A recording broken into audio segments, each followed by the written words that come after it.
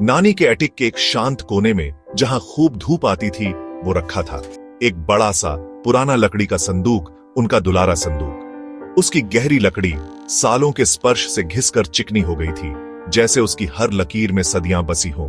पीतल के कड़े, जो अब फीके पड़ गए थे, उस वक्त की याद दिलाते थे जब वो चमकते होंगे, अंदर की कीमती चीजों को महफूज रखते हुए। मुझे हमेशा से पता था कि वो वहां है, मेरे बचपन के बैकग्राउंड में, एक चुपचाप पहरेदार की तरह। नानी कम ही बताती थीं कि उसमें क्या है, पर उनकी निगाहें ही राज और यादों की कहानियां कह जाती थी। वो संदूक सिर्फ फर्नीचर नहीं था, वो नानी का ही एक हिस्सा था, उनकी अपनी दुनिया का एक खजाना। मैं अक्सर सोचती थी कि अंदर क्या होगा, पुराने कॉइन्स, भूले बिसरे ज्वेल्स, या शायद बस उनकी सारियों की खुशबू और गुजरा हुआ कल। अब जब नानी नहीं रही, वो संदूक पहले से भी ज्यादा अपनी तरफ खींच रहा था। उनकी कमी का एक दर्द भरा एहसास और उनकी रूह से एक जुड़ाव। वो सिर्फ लकड़ी और मेटल नहीं था, वो यादों का एक ट्रेजर चेस्ट था, उनके अमर प्यार का सबूत। उसकी शांत मौजूदगी अनकही कहानियों का वादा करती थी, एक विरासत जो बस खुलने का इंतजार कर रही थी। नानी के हाउस वापसी का सफर एक खामोश उदासी से भरा था। जाने पहचाने रास्ते और जैस्मिन सेंटेड गेट अब उनकी कमी से गूंज रहे थे। हाउस जो कभी उनके अपनेपन से जिंदा रहता था, अब खामोश खड़ा था, जैसे एक जिस्म बिना रूह के। उनके स्पेक्टिकल्स, आधा बुना हुआ निटिंग प्रोजेक्ट और चंदन की हल्की सी महक अभी भी वही थी, जैसे वो बस अभी बाहर गई हो। हर कमरे में उनकी हंसी, उनकी कहानियां, उनकी धीमी सी गुनगुनाहट गूंज रही थी। मैं घर में घूमती रही, उनकी चीजों को छूती हुई, उस खामोशी में उनकी मौजूदगी ढूंढ रही थी। किचन जो कभी उनके हाथों के जादू से भरा रहता था, अब ठंडा और शांत था। हर कोने में एक याद थी, हर चीज में एक कहानी।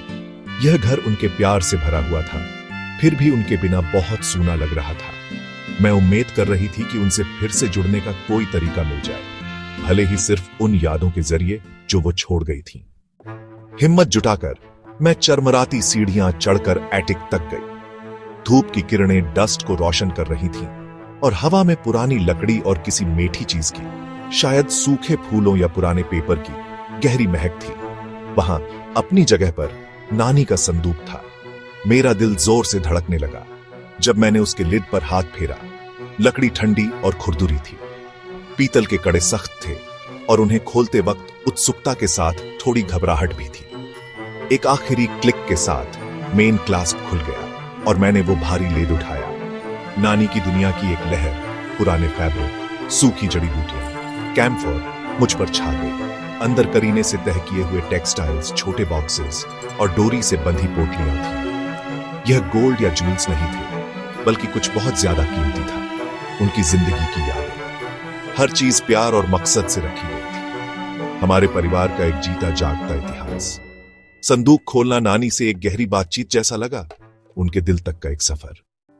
मेरी उंगलियां एक फीकी पड़ी पीकॉक ब्लू सिल्क साड़ी से टकराईं, जिसके बॉर्डर पर नाजुक सुनहरी धागे का काम था। मुझे याद आया, नानी ने यह मेरे पेरेंट्स की एनिवर्सरी पर पहनी थी। उनके सिल्वर हेयर उस नीले रंग पर चमक रहे थे।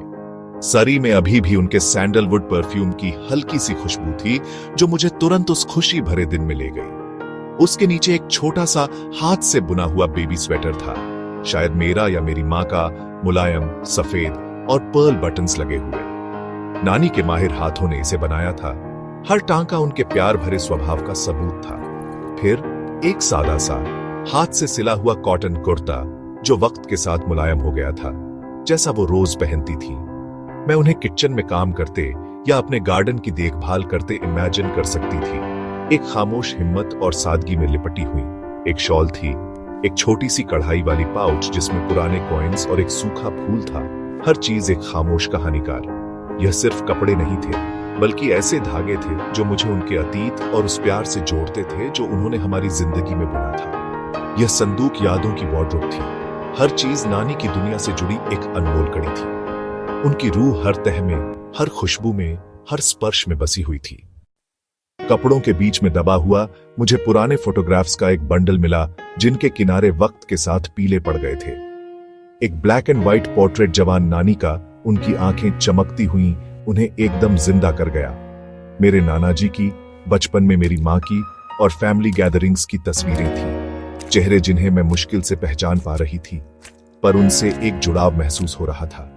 एक फोटो में नानी मुझे बचपन में गोद में लिए हुए थी। उनके चेहरे पर ढेर सारा प्यार था। ये फोटोग्राफ्स गुजरे कल की खिड़कियां थीं, हर एक हमारे सांझे इतिहास की एक हल्की सी सरगोशी। उनके नीचे मेरे बचपन के ड्राइंग्स का एक ढेर था, टेढ़े मेढ़े घर, चमकीले फूल, स्टिक फिगर्स जिन पर लिखा था बेस्ट नानी एंड मी। उन्होंने इन मामूली सी चीजों को भी कितना संभाल कर रखा था, उनके बेइंतहा प्यार का सबूत। यह फीके पड़े कागज किसी भी मास्टरपीस से ज्यादा कीमती थे। उस वक्त की एक मीठी याद जब नानी की गोद दुनिया की सबसे महफूज जगह हुआ करती थी।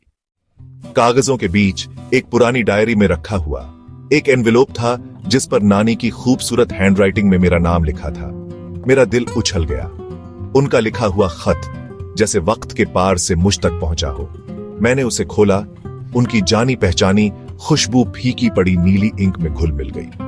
उनके शब्द मेरी प्यारी बच्ची से शुरू हुए और मुझे लगा जैसे मैं उनकी आवाज सुन सकती हूँ। उन्होंने अपने प्यार के बारे में लिखा था, उस खुशी के बारे में जो मैंने उन्हें दी, और हमारी सांझी यादों के बारे में, आम के पीठ के नीचे की कहानियां, सिली सॉन्ग्स, साथ में गार्डनिंग करना। उनका लेटर बहुत सिंपल, सीधा और अपनेपन से भरपूर था। उन्होंने मुझे याद दिलाया कि फैमिली की कद्र करो, रस्मों रिवाजों को बनाए रखो और याद रखो कि यह छोटी छोटी चीजें ही जिंदगी को खूबसूरत बनाती हैं। उन्हें उम्मीद थी कि मुझे संदूक मिल जाएगा और मैं उसका असली खजाना, प्यार और यादें समझ पाऊंगी। उनकी समझदारी हर लाइन से झलक रही थी। मेरे दुखी दिल के लिए एक प्यार भरा रास्ता। पढ़ते पढ़ते आंसू निकल आए, सिर्फ उनके जाने के गम में नहीं, बल्कि उनके हमेशा रहने वाले प्यार के तोहफे के लिए भी। यह लेटर उनकी सच्ची विरासत थी, खामोशी के पार एक पुल, एक आखिरी अनमोल तोहफा। नानी का लेटर हाथ में लिए उनके साथ गुजरी सुनहरी दोपहरों की यादें एकदम से ताजा हो गईं। उनका किचन जो हमेशा शानदार खुशबुओं से महकता रहता था, वही जगह थी जहां वो खाना बनाते हुए मुझे कहानियां सुनाती थीं। बागीचा हमारा ठिकाना था, जहां उन्होंने मुझे फूलों के नाम और मिट्टी के राज सिखाए। समर हॉलिडेज मतलब वेरांडा पर अनगिनत बोर्ड गेम्स, उनकी हंसी जो सबको हंसा दे, और उनकी प्यार भरी चीटिंग जिस पर मुझे हंसी आ जाती थी। शामें उनके भजन और परिवार के किस्से सुनते हुए गुजरती थीं। उनकी गोद मेरी सुकून की जगह थी। उन्होंने मुझे हमारे पुरखों के बारे में, दया और करुणा के बारे में सिखाया।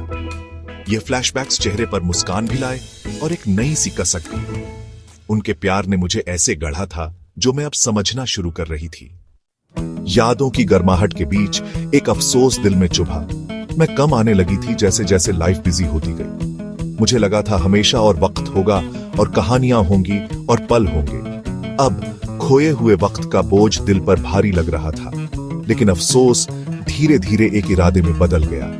मैं गुजरा हुआ कल नहीं बदल सकती, पर नानी की याद को सम्मान दे सकती हूँ। संदूक का खजाना एक प्यार भरी दस्तक थी, परिवार को चाहिए समझने और यादों को संजोने का इशारा। मेरी एक छोटी डॉटर है अब, और मैंने वादा किया कि नानी की कहानियां उसके साथ शेयर करूंगी। मैं उसे उस पर नानी के बारे में बताऊंगी जिनका प्यार अभी भी हमारी जिंदगियों को छूता है। ये मेरा खामोश वादा बन गया, नानी की अमर रूह को एक श्रद्धांजलि। प्यार, कमी और ग्रैटिट्यूड से भरे दिल के साथ मैंने ध्यान से संदूक को वापस पैक किया। हर चीज को इज्जत से वापस रखा गया। अब वो हमारे परिवार की सोल का एक अनमोल हिस्सा थी। ढक्कन बंद करना गुजरे कल को दफन करना नहीं था, बल्कि मेरी जिंदगी में उसकी जीवंत मौजूदगी को सम्मान देना था। संदूक मेरे साथ घर आएगा, अब एटिक में छुपा हुआ नहीं, बल्कि एक खास जगह पर रखा जाएगा। एक दिन मैं इसे अपनी डॉटर के साथ खोलूंगी, हर चीज के पीछे की कहानियां शेयर करूंगी, बिल्कुल वैसे ही जैसे नानी करती। यह संदूक पीढ़ियों के बीच एक पुल बन जाएगा, प्यार और परंपरा को आगे ले जाते हुए। इसका असली खजाना चीजों में नहीं, बल्कि प्यार और यादों की उस विरासत में था जो इसमें बसी थी। इन कहानियों को याद रखने और शेयर करने से हमारे अपने हमारे दिलों में जिंदा रहते हैं। इन खजानों को आगे बढ़ाकर मैं अपना वादा निभाऊंगी, यह यकीनी बनाते हुए कि परिवार के जुड़ाव का यह खूबसूरत धागा मजबूत और अटूट रहे।